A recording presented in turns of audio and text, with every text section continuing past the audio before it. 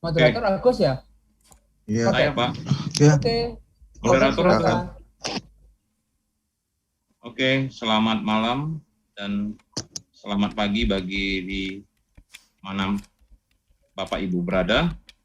Pada malam hari ini kita akan mendapat pengajaran dari Pak Adil dengan topik kerajaan yang berbahagia. Sebelumnya kita akan mendengar lagu pujian dengan topik selidiki kerajaan yang berbahagia. Lihat hatiku, apakah ku sungguh mengasihimu, Yesus, Kau yang Maha Tahu dan menilai hidupku, tak ada yang tersembunyi bagimu. Selidiki aku, lihat hatiku, apakah ku sungguh mengasihimu, Yesus, Kau yang Maha Tahu dan menilai hidupku, tak ada yang tersembunyi bagimu. Telah kulihat kebaikanmu yang tak pernah habis di hidupku. Ku berjuang sampai akhirnya Kau dapati aku tetap setia. Selidiki aku, lihat hatiku, apakah ku sungguh mengasihimu, Yesus, Kau yang Maha Tahu dan menilai hidupku, tak ada yang tersembunyi bagimu. Telah kulihat kebaikanmu yang tak pernah habis di hidupku. Ku berjuang sampai akhirnya Kau dapati aku tetap setia. Telah kulihat kebaikanmu yang tak pernah habis di hidupku. Ku berjuang sampai akhirnya Kau dapati aku tetap setia. Bapa kami yang di surga, malam hari ini kami bersyukur dan berterima kasih untuk waktu.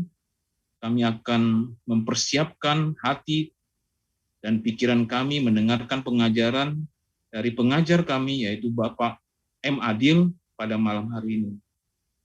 Urapi hamba-Mu yang akan menyampaikan pengajaran pada hari ini dengan hikmat dan kebijaksanaan yang daripada-Mu ya Tuhan. Roh-Mu menguasai dia, sehingga pengajaran-pengajaran yang dia berikan yang adalah daripada-Mu, firman yang hidup. Terpujilah nama-Mu Bapa hari ini, malam hari ini, esok dan sampai selama-lamanya, karena kami bersyukur dan berterima kasih, mengucapkan syukur di dalam nama anak-Mu Yesus Kristus, yang adalah Tuhan dan Juru Selamat kami yang hidup. Haleluya. Amin. Dipersilakan ke Pak Adil. Silakan Pak.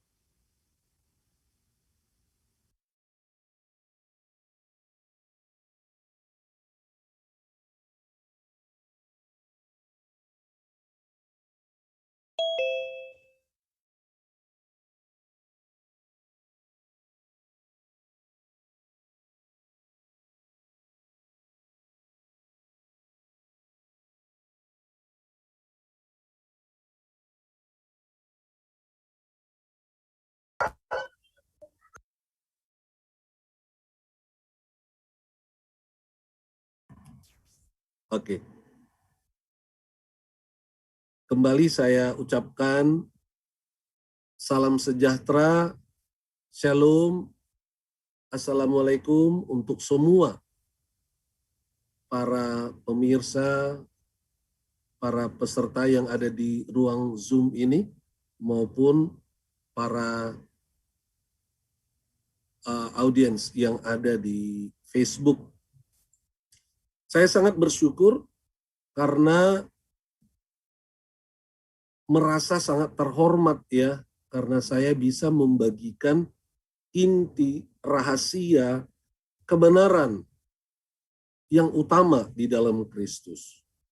Tentu pengajaran sangat luas, ada banyak hal yang perlu kita pelajari dalam kekristenan, dalam pengenalan akan Kristus, serta pengertian-pengertian lain, hukum-hukumnya, peraturannya, ketetapannya, perjanjiannya yang perlu kita ketahui. Namun saya hanya akan berbicara tentang hal-hal yang paling utama, hal-hal yang paling inti, paling pokok dari keselamatan dan keberkatan di dalam Kristus. Waktu minggu yang lalu kita sudah berbicara tentang apa itu keselamatan.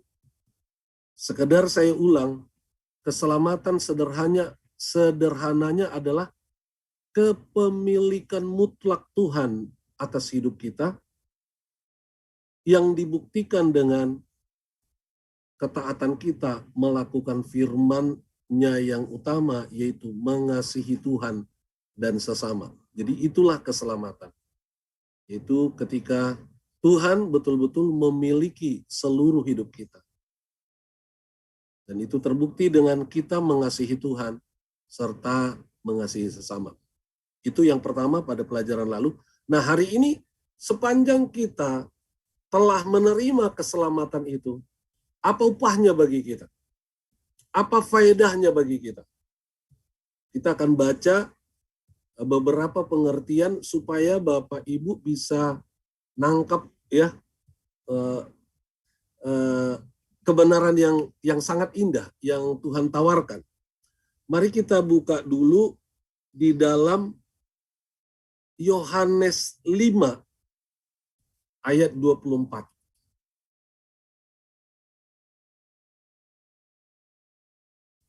Yohanes 5 ayat 24. Kita baca bersama-sama ya. 1, 2, 3. Aku berkata kepadamu, sesungguhnya barang barang siapa mendengar perkataanku dan percaya kepada kepada Dia yang mengutus aku, yang mempunyai hidup yang kekal dan tidak turut dihukum. Sebab ia sudah pindah dari dalam maut ke dalam hidup. Nah, yang pertama kita perlu mengerti, yang saya rindu untuk tekankan bagi kepada Bapak Ibu, kita sudah di dalam kerajaan sorga. Bukan akan dipindahkan lagi ke kerajaan lain atau ke tempat lain. Kekekalan itu tidak punya pangkal, tidak punya ujung. Sebelum kita mengenal Yesus, kita tetap ada di dalam kekekalan, tapi kekekalan maut. Makanya lihat di sini ada dua kekekalan. Kekekalan maut, kekekalan hidup. Jadi jangan pernah membayangkan seperti keterangan agama-agama lain, setelah kita mati baru nanti ditentukan kita masuk ke dalam kerajaan Allah atau masuk dalam neraka. Semua ajaran agama lain seperti itu. Tetapi ajaran Yesus tidak. Ini yang perlu saya jelaskan kepada Bapak Ibu. Saya perlu jelaskan ini karena ada banyak pengaruh agama-agama lain yang merusak pengertian kebenaran dalam ajaran Kristus yang kita miliki. Contoh, ada keyakinan yang salah pada banyak orang Kristen terutama yang berpikir kita dipersiapkan untuk ke sorga. Kita masuk dalam kerajaan sorga, tetapi tidak untuk tinggal di sorga. Karena itu sejak awal Allah menciptakan kerajaannya di bumi. Di Taman Eden, itulah kerajaan Allah. Kerajaan sorga itu di bumi. Dan sampai kekal itu di bumi. Kalaupun hari ini, waktu ini, Yesus dan sebagian orang kudus, para rasul, sebagian mereka tinggal di sorga, karena sorga adalah wilayah atau pusat pemerintahan dari kerajaan sorga. Dan Yesus mempersiapkan rumah kekal bagi kita di sorga. Tapi sorga itu cuma sementara. Kita tidak pernah direncanakan untuk hidup menetap di sorga dalam kekekalan. Yesus berkata, mengajar kita berdoa, jadilah kehendakmu, datanglah kerajaanmu, jadilah kehendakmu di bumi, seperti di sorga.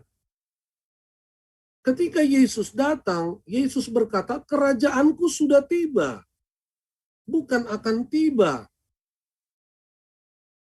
Kerajaan Allah yang tadinya ditegakkan melalui satu pribadi bernama Adam yang kemudian dikudeta, direbut kembali oleh Yesus ketika dia hadir dan lebih resminya setelah dia mati dan bangkit. Kerajaan sorga yang di bumi. Setelah nanti kedatangan Tuhan kedua kali, kita akan melakukan perang Harmagedon. Kemudian kita tinggal di bumi. 1000 tahun damai di bumi. Setelah 1000 tahun damai, maka iblis akan dilepaskan sekejap di dalam Wahyu pasal yang ke-20. Kemudian kita berperang lagi setelah 1000 tahun damai di dalam perang Gog Magog. Setelah itu iblis kalah dan dimasukkan ke dalam neraka kekal. Kita dipindahkan ke bumi yang baru.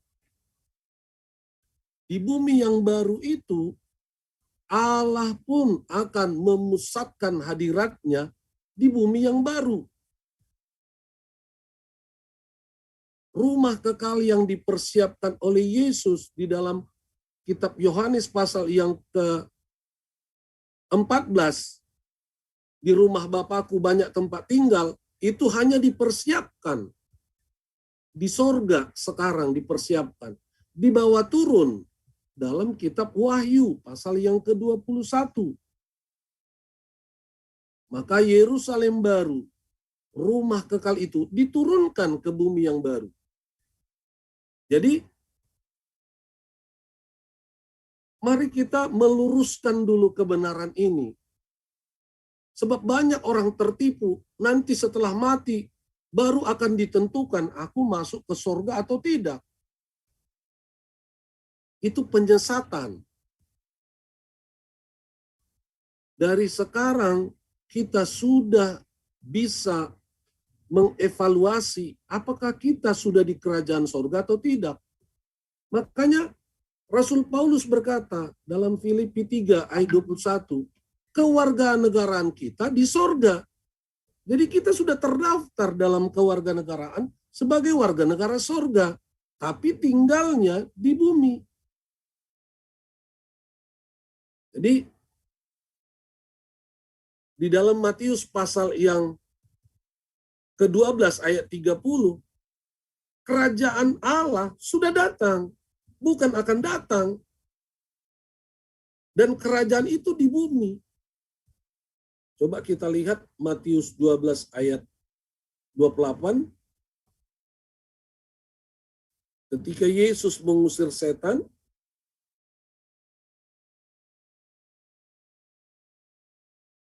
coba kita baca ayat 28.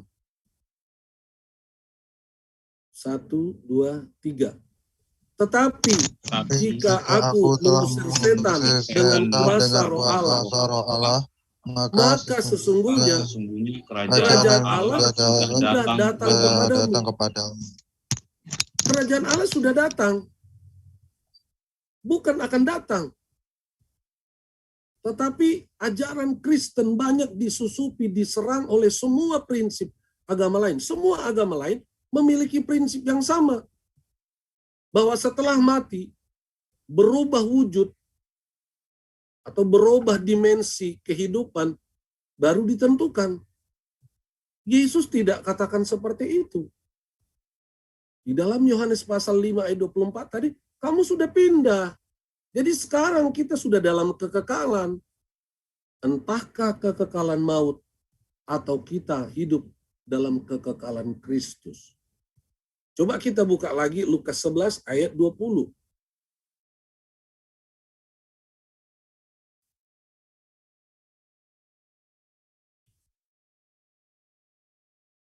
Dua, tiga. Tetapi jika aku mengusir setan dengan kuasa Allah, maka sesungguhnya kerajaan Allah sudah datang kepadamu. Jadi kerajaan Allah sudah datang, bukan akan datang. Kehadiran Yesus mengambil alih kembali otoritas yang sempat dikudeta oleh iblis dari Adam. Karena itulah khotbah pertama sekali dari Yesus di dalam Matius pasal yang kelima maksud saya, Yesus memproklamirkan kerajaannya. Dan kerajaannya itu kerajaan yang di bumi. Coba kita lihat buktinya ya. Matius pasal yang kelima ayat yang ketiga sampai yang ke-12 ya. Berbahagialah orang yang miskin di hadapan Allah. Sekalipun kata miskin ini lebih berbicara, nanti kita akan bahas ada 3 tahapan kebahagiaan di dalam Kristus Yesus. Tapi ini berbicara tentang juga kemiskinan secara jasmani. Jadi kebahagiaan di dalam kerajaan sorga itu, kerajaannya Yesus, kerajaan sorga yang di bumi. Bukan kerajaan sorga yang di sorga. Karena coba lihat, berbahagialah orang berduka cita. Di mana ini dimaksudkan? Di bumi atau dalam kekekalan nanti? Setelah kehadirannya, kedatangannya kedua kali? Bukan, di bumi. Ketika kita masih berduka cita. Jadi kerajaan Yesus itu sudah ada di bumi. Dan akan tetap di bumi. Saya perlu menegaskan ini dulu kepada Bapak Ibu karena terlalu sering saya ketemu, baik mohon maaf dengan para pelayan Tuhan yang masih terpengaruh dari ajaran-ajaran agama lain, yang berpikir kita akan pindah ke sorga. Itu bukan ajaran Kristen. Coba kita buka Wahyu 20. Wahyu 21 dan Wahyu 22. Ayat 1-3. Lalu aku melihat langit yang baru dan bumi yang baru. Sebab langit yang pertama dan bumi yang pertama telah berlalu. Dan laut pun tidak ada lagi. Dan aku melihat kota yang kudus, Yerusalem yang baru, turun dari sorga, dari Allah, yang berhias bagaikan pengantin perempuan yang berdandan untuk suaminya. Lalu aku mendengar suara yang nyaring dari tahta itu berkata, lihatlah, kemah Allah ada di tengah-tengah manusia, dan ia akan diam bersama-sama dengan mereka. dan mereka akan menjadi umatnya, dan ia akan menjadi Allah mereka. Baru di sini ayat 4, tidak ada lagi air mata dari mata mereka. Jadi di dalam Wahyu pasal 21, kehidupan kekal kita nanti di bumi, tetapi di bumi yang baru. Bahkan Allah pun akan bersemayam. Tentu ketika kita berbicara tentang Allah diam atau Allah turun ke bumi yang baru, kita tidak berbicara seolah-olah Allah pindah tempat karena dia maha hadir. Tetapi Allah akan bersemayam menyatakan sekinah kehadirannya, kemuliaannya bersama dengan manusia di bumi yang baru. Bukan di sorga. Sorga pun akan ditinggalkan oleh Allah. Sorga artinya bukan lagi tempat pusat pemerintahan atau pusat kehadiran Allah. Kehadiran Allah akan di bumi. Coba kita lihat Wahyu 22, ayat 1, 2, 3 juga.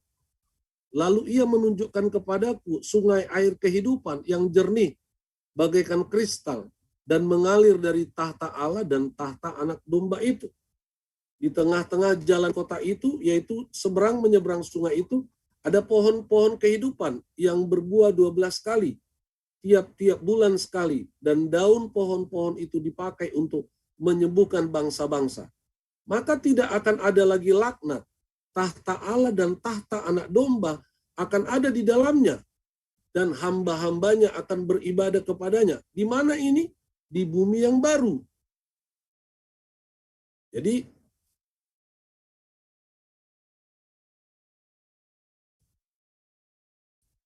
kita lihat di sini, Allah menjanjikan kerajaannya melalui Yesus yang memberikan kita kenikmatan sorga yang bernama kebahagiaan yang tidak tersentuh oleh harta, tidak tersentuh oleh keadaan, tidak tergantung kepada perlakuan orang. Jadi di sini Yesus memberikan moto pada kerajaannya di bumi itu, mulai dari sekarang, berbahagia.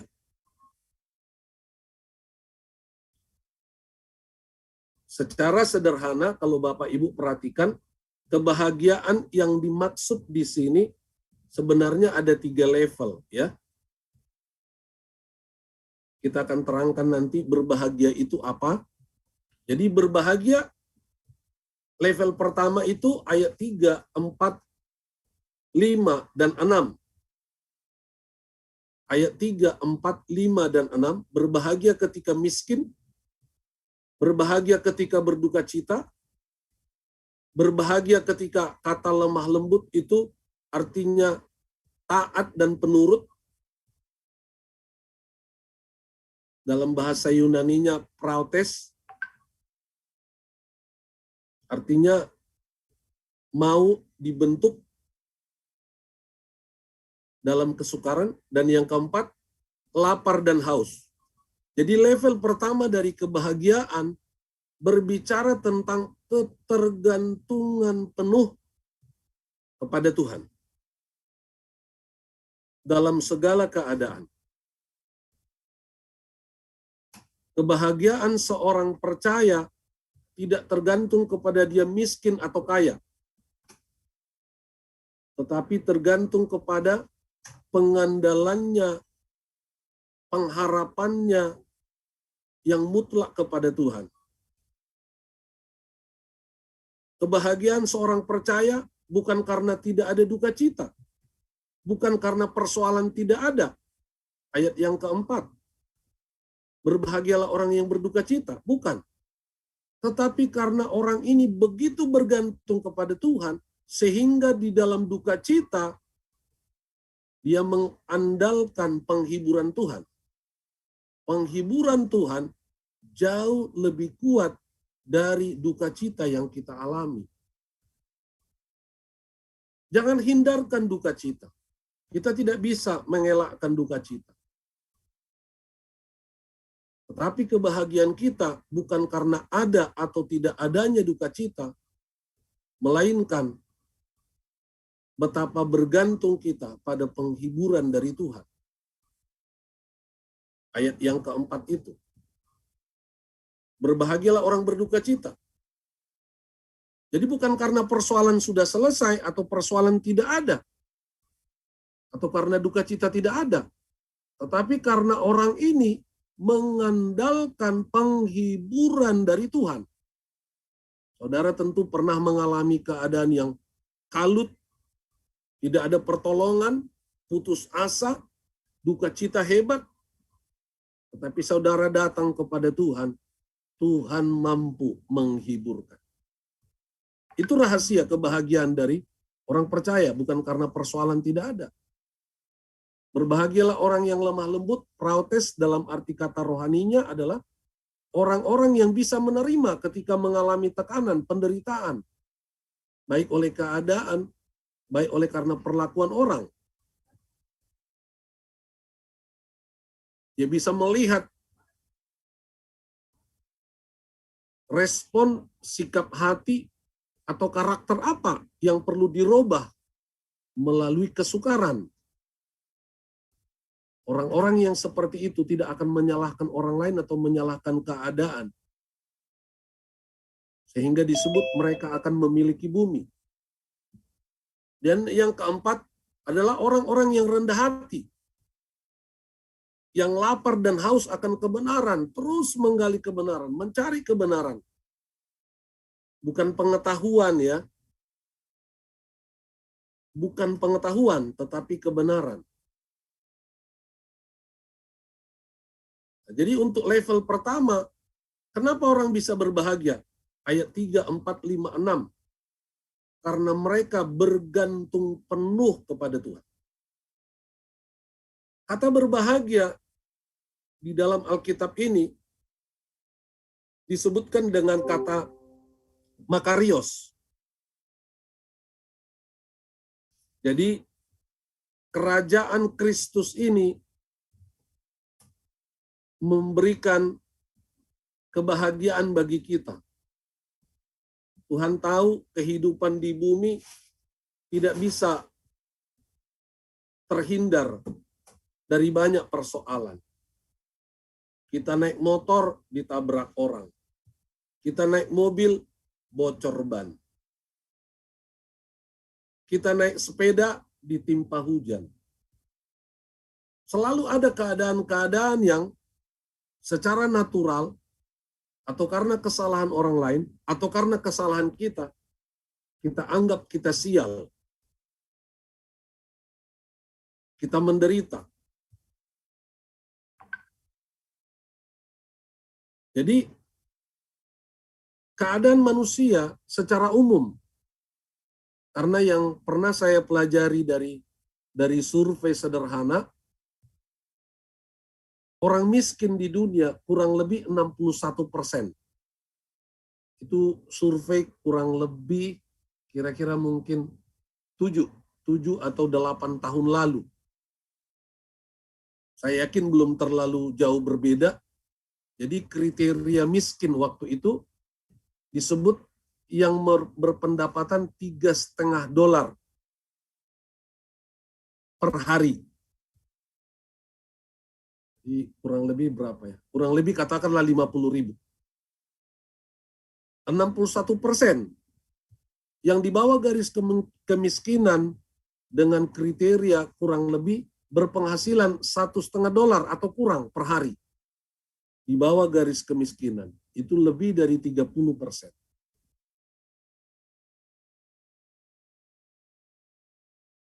Ada banyak orang di dunia, lebih banyak orang di dunia. Marketnya kita, sasarannya Injil itu, kita tidak bisa pungkiri, lebih banyak orang yang merasa sial, terpinggirkan, menderita, hina, dan miskin.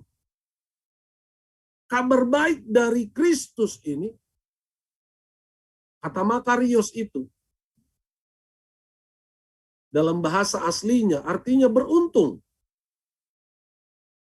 Lucky, fortunate. Beruntung. Kenapa beruntung? Karena kita diangkat, ditebus oleh darah Yesus, dijadikan anak Allah, diampuni dosa kita, dibayar kutuk kita, dipersiapkan tempat di sorga bagi kita. Dalam kekekalan, di dalam kerajaan sorga, disiapkan tempat bagi kita. Jadi kita beruntung, sebab itu bukan dengan upaya kita. Itu yang membuat orang berbahagia pertama. Karena adanya kasih karunia yang melayakkan kita memperoleh satu posisi menjadi anak-anak Allah. Menjadi pengambil bagian dalam hidup kekekalan. Jadi dari kita tadinya sial, kita beruntung. Dari terpinggirkan, kita menjadi diutamakan. Dihargai, dipandang layak. Dari menderita, kita menjadi berbahagia. Dari hina, kita menjadi mulia. Ketika kita menjadi percaya Yesus, kita menjadi mulia. Dari miskin, kita menjadi kaya. Sekalipun yang dimaksud untuk sementara sekarang adalah kekayaan rohani. Jadi ketika Yesus berbicara Yohanes 10 ayat 10, pencuri datang untuk mencuri dan membunuh dan membinasakan. Aku datang supaya mereka memiliki hidup. Kata hidup di sini itu ditulis kata zoe.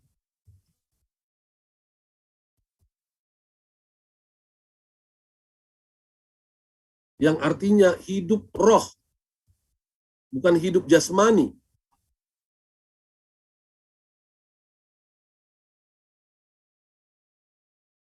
Nah, kita mampu berbahagia.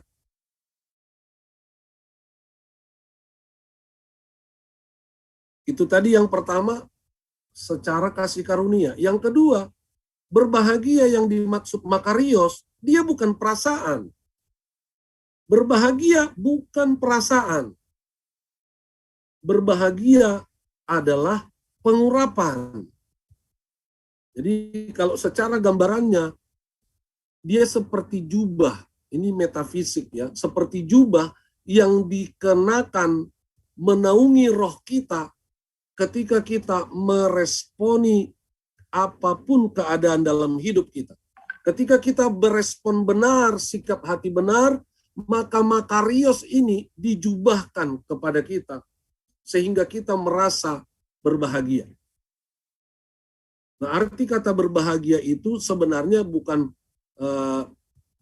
sekedar karena ketawa-ketawa tetapi mencakup kepada 3 aspek kebahagiaan. Yang pertama, damai yang kuat. Yang kedua, pengharapan yang teguh. Yang ketiga, sukacita. Jadi kata berbahagia yang dimaksud di sini bukan karena kita bisa ketawa-ketawa, bukan. Ketika kita mengalami luka, kita dirugikan, kita tidak mungkin ketawa-ketawa. Tapi ketika kita menderita, ketika kita dihina, kita berespon dengan mengampuni, mengasihi, maka ada damai dari Tuhan.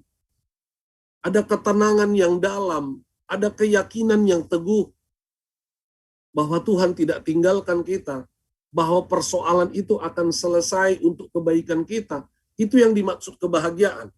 Jadi jangan salah mengira ya, bahwa dimaksud berbahagia ketika kita ditabrak motor sambil patah kaki kita ketawa-ketawa. Bukan, itu bukan berbahagia.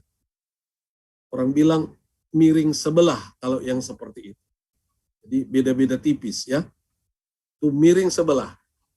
Jadi bukan berarti berbahagia itu harus ketawa terus, bukan. Yesus pun menangis. Ketika disalib, Yesus menjerit. Namun itu tidak menghilangkan kedamaian yang kuat, pengharapan yang teguh, sukacita yang melimpah. Sekalipun diartikan secara letterleknya di sini dalam bahasa Inggrisnya exceedingly joy atau supremely blessed, bukan berarti orang yang makarios itu dia ketawa-ketawa, bukan. Tapi memiliki damai yang kuat, sukacita yang penuh, pengharapan yang teguh. Itu yang dimaksud dengan berbahagia. Bagaimana caranya? Ketika kita meresponi segala keadaan sesuai dengan sikap hati atau karakter yang Allah inginkan kita miliki. Jadi yang pertama tadi ada level yang pertama, kebahagiaan ketika kita bergantung penuh. Saya sebut ini kebahagiaan internal dengan Tuhan. Kebahagiaan batiniah dengan Tuhan. Ketergantungan penuh kepada Tuhan. Ketika kita miskin, kita datang di hadapan Allah. Tentu kata miskin ini lebih mengacu kepada perkara rohani, yaitu merasa tidak pintar, merasa tidak kuat, merasa tidak punya apa-apa, merasa tidak tahu di hadapan Allah. Orang yang miskin ini bergantung penuh kepada Allah dan dapat menerima apapun yang Allah berikan. Itu level pertama, ayat 3, 4, 5, 6. Level kedua, ayat 7, 8, 9. Kebahagiaan ketika karakter kita mulai dapat dinikmati orang lain. Berbahagialah orang yang murah hatinya, karena mereka akan beroleh kemurahan. Kenapa kita disakiti? Supaya kita bisa menunjukkan belas kasih, pengampunan, kesabaran. Itu tujuan kenapa kita mengalami penderitaan. Kita tidak dapat memaksa orang lain untuk berubah. Tapi ketika kita menyatakan kemurahan hati, maka kita akan berbahagia. Hanya saya sedikit sedih ya, bukan sedikit juga sih, agak banyak. Saya melihat ada banyak orang yang tidak mengerti kebahagiaan dan tidak mencari kebahagiaan dari Tuhan. Ketika kita membahas tentang mungkin orang-orang dari agama seberang yang menyakiti dan merugikan kita. Tetapi tanggapan kita kepada mereka lebih banyak yang saya dengar. Saya berharap kalau ada apologet, kembangkan kebenaran ini. Mereka pun adalah orang-orang yang tertipu. Kita harus berbelas kasih kepada mereka. Saya berharap melalui pengajaran ini, nanti kita akan masuk di dalam materi ketiga Jumat depan. Apa panggilan utama dari orang percaya? Dan itu sering dilupakan kita-kita yang di gereja. Kebanyakan orang Kristen menjadi gerejawi, agamawi. Tapi mereka, banyak orang-orang Kristen tidak mengikuti ajaran Yesus. Murah hati. Kita melihat pemimpin-pemimpin kita. Mereka terbabit, terikut dengan ajaran, misalnya ajaran khilafah. Secara dosa kita tidak membela mereka, tetapi secara pribadi kita membela mereka di hadapan Tuhan. Saya berharap melalui pengajaran ini, Bapak Ibu kembangkan hati Kristus. Biar Tuhan yang berperkara di pengadilan sorga dengan dosa mereka. Tapi tugas kita mendoakan Habib Rizik. Tugas kita mendoakan Munarman. Tugas kita mendoakan siapapun. Yahya Waloni.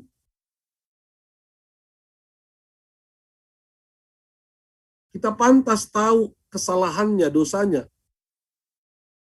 Tapi kalau engkau ingin berbahagia, kembangkan kebenaran Kristus.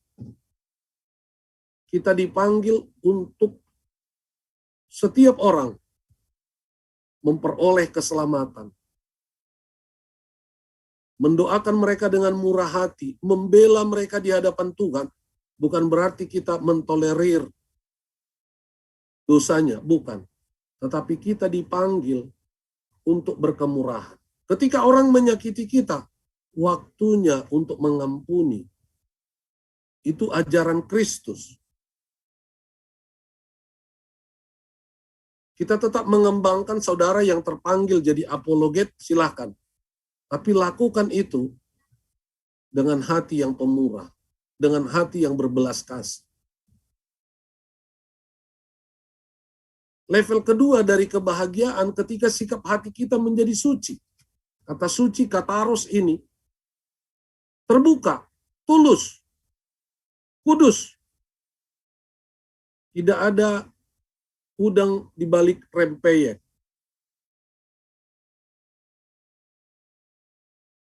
Jadi sesuatu yang bening seperti berlian.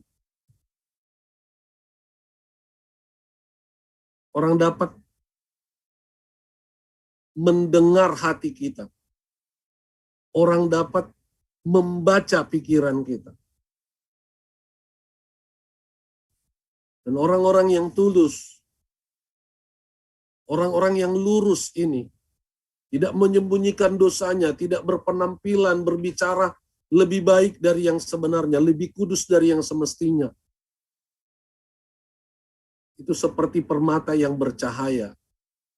Kita merasa tenang, adem, tentram, sejuk, teduh dengan orang-orang yang hidup dalam kekudusan dan terbuka hatinya. Karena mereka seperti berlian-berlian yang bercahaya. Dan orang-orang itu akan berbahagia dan melihat Allah. Dan yang ketiga dalam level ini, membawa damai. Karena mereka akan disebut anak-anak Allah.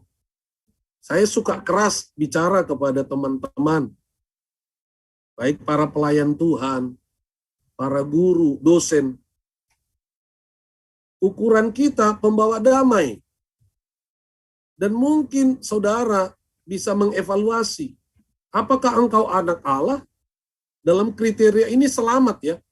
Engkau disebut anak Allah artinya engkau sudah selamat. Itu terbukti dari apa? Engkau sudah sampai di level ketiga dari berbahagia, bagian kedua. Yaitu karaktermu sudah mulai memberkati orang. Ketika orang ketemu denganmu merasa damai. Saya sering ketemu dengan banyak orang Kristen.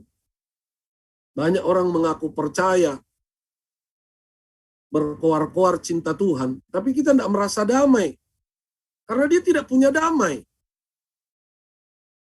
Jadi anak-anak Allah yang selamat itu, dia memiliki damai karena Yesus itu Raja Damai. Dan kerajaan yang kita miliki sekarang, kerajaan damai.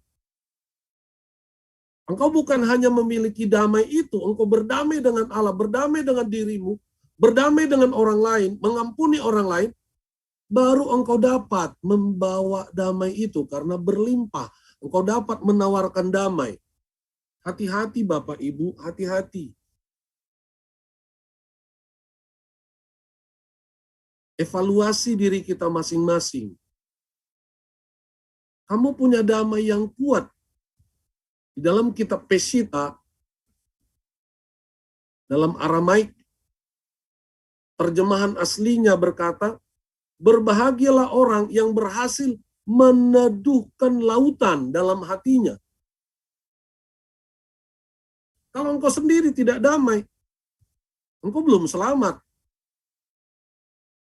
Sebagai tanda engkau anak Allah, selamat. Bukan hanya engkau punya damai, engkau mampu mempengaruhkan damai kepada orang lain. Enak ya ketemu dengan Pak YP, dengar suaranya aja tenang banget. Contoh seperti itu. Itu bukan sesuatu yang ditukang-tukangi, dibuat-buat. Karena memang orang itu berdamai dengan Allah, berdamai dengan dirinya, berdamai dengan orang lain. Tidak ada penghakiman, tidak ada kepahitan, tidak ada kebencian kepada orang lain. Baru dia dapat masuk kategori pasti sebagai orang yang selamat, anak Allah. Karena dia sudah damai, damainya berlimpah hingga dapat ditawarkan, dibawa kepada orang lain. Jadi jangan bangga kalau kita membawa pengetahuan.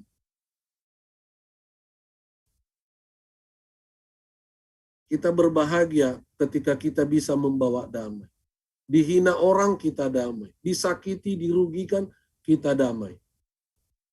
Karena hati kita seperti lautan yang tenang. Lautan teduh.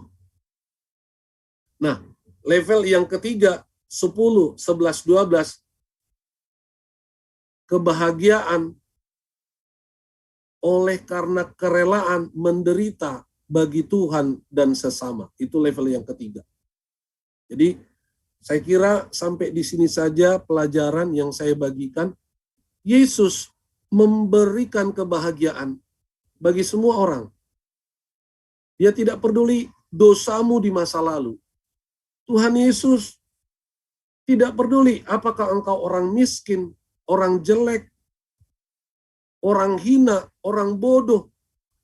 Engkau sangat berharga di mata Tuhan Yesus. Dia ingin merubah hidupmu. Lihat Lazarus, satu contoh yang nyata. Seorang yang sangat menderita. Seorang yang sakit-sakitan.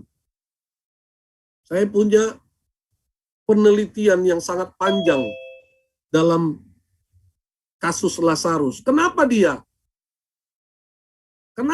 bisa mendapat kemuliaan? Apa yang dia kerjakan? Kembali kepada pelajaran yang kita terima waktu lalu. Karena dia mencintai Tuhan. Mungkin saudara berkata, keputusan dari mana itu? Saya pun tidak bisa memastikan ini sebagai pembuktian dengan pembuktian yang terlalu kuat ya Bapak Ibu. Cuma dengan kesan yang saya dapat. Kalau saudara tidak setuju, mohon maaf.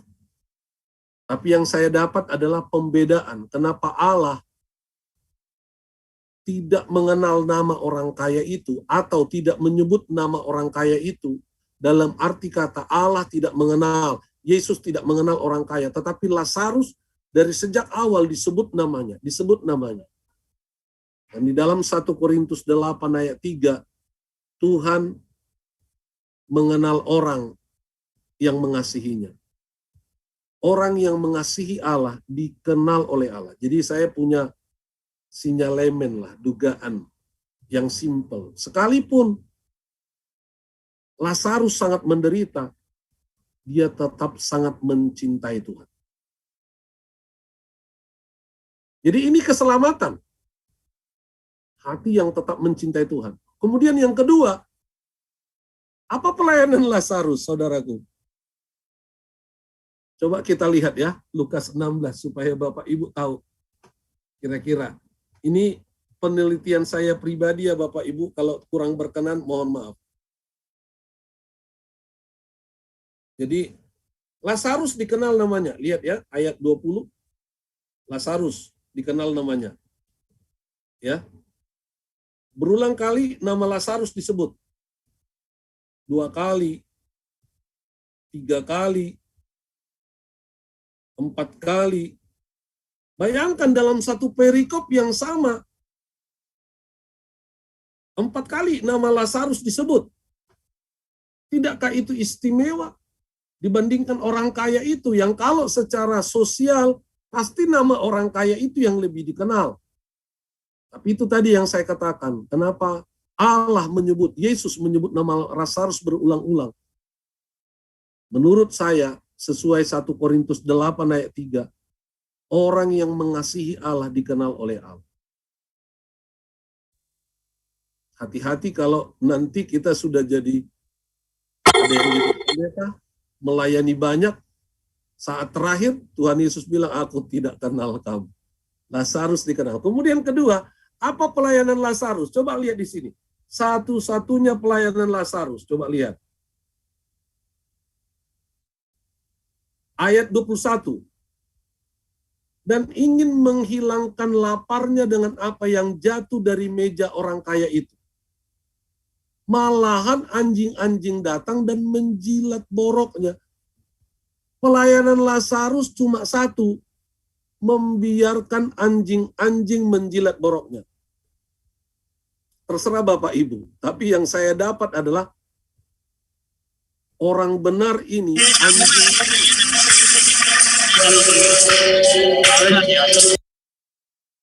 anjing pun dia sayangi. Amin. Anjing pun dia cintai.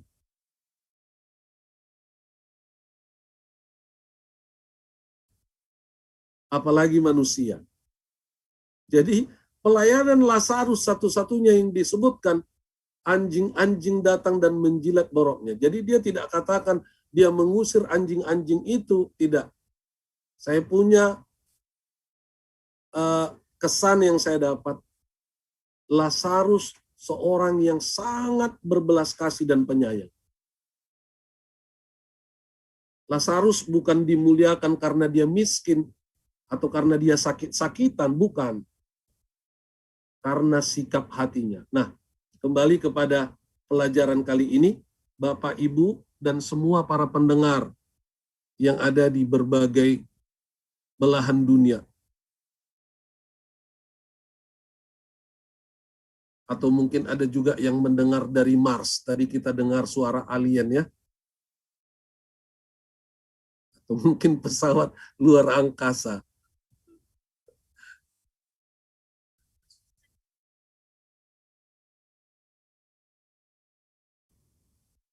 Ya.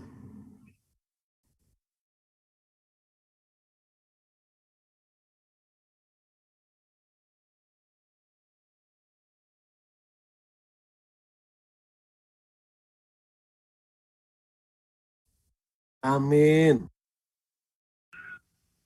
Silakan Bu Anita.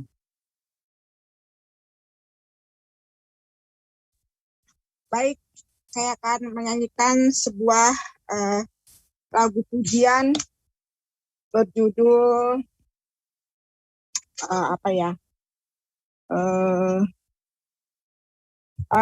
dari semula telah kau tetapkan. Dari semula telah kau tetapkan hidupku dalam tangan, dalam rencanamu Tuhan. Rencana indah telah kau tetapkan bagi masa depanku yang penuh harapan. Semua baik, semua baik. Apa yang telah kau perbuat di dalam hidupku, semua baik, sungguh teramat baik. Kau jadikan hidupku berarti. Semua baik, semua baik. Apa yang telah kau perbuat di dalam hidupku, semua baik, sungguh teramat baik. Kau jadikan hidupku berarti. Baik, kita melakukan doa penutup. Tuhan yang Maha Kuasa, terima kasih atas seluruh penyertaan yang Engkau berikan kepada kami, sehingga rangkaian acara pada malam ini dapat berjalan lancar sebagaimana mestinya. Terima kasih Tuhan telah membimbing kami dengan firman-Mu yang menjadikan petunjuk hidup kami. Berkatilah seluruh pelayan, mulai dari pembawa acara, penyanyi, pemimpin doa, hamba Tuhan yang menjelaskan makna firman Tuhan sesuai dengan konteksnya, dan seluruh teman-teman dan sahabat-sahabat kami yang hadir pada malam hari ini. Tuhan, setelah ini kami akan kembali melakukan aktivitas kami sehari-hari. Bimbing dan berkati kami dengan kuasa kasih-Mu. Dalam nama Tuhan Yesus kami berdoa, haleluya, amin.